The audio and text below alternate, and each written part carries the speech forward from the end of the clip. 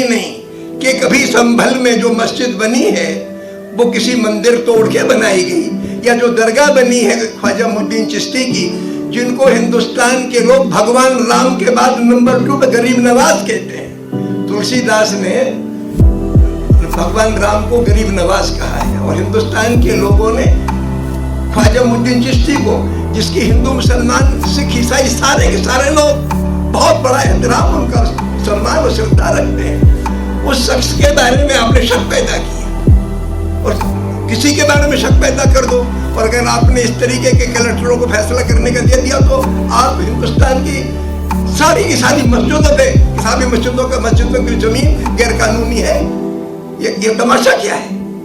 इसलिए मैं महसूस करता हूं कि हम सब लोगों को वक्फ के सवाल पर, कचहरी का मसला अलग है, अपना काम करती रहे, सांसद अभी इस पर हिम्मत ना हारे, क्योंकि सरकार अल्पसंख्यक सरकार है, 543 में 240 ही उनके पास है, बाकी लोगों के जुगाड़ बिठा लिया तो कानून पास करा लिया, लेकिन इसके एक एक प्रोविजन पर फिर हलचल मचाने की जरूरत है।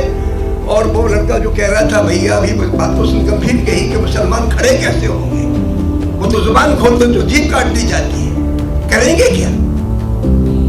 लेकिन भाई सब्र रखने से हमारे हिंदुस्तान की लड़कियों ने शाहीन बाग में जिस तरीके से, बहुत खतरनाक कानून था एनआरसी, और आसाम में उसका नतीजा हम देख चुके थे, और नीयत थी पूरे हिंदुस्तान में एनआरसी लागू कराने की।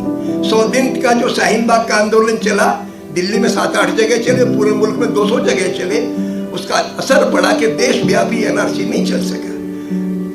हिम्मत ना हारे, हिंदुस्तान के बेजुबान अवाम में सच्चाई की ताकत है और इसका प्रतिकार होगा। संख्या बढ़ाने की जरूरत नहीं कि साहब हमारे साथ दलित जुड़ जाए, सेकुलर जुड़ जाए, जुड़े ना जुड़े डजंट मैटर, आपके साथ इंसाफ है, सच्चाई है, और जरूर जुड़ेंगे लोग, हिम्मत रखने की जरूरत है।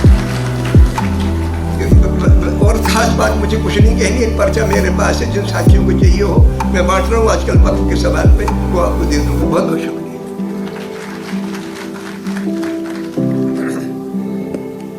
बहुत शुक्रिया।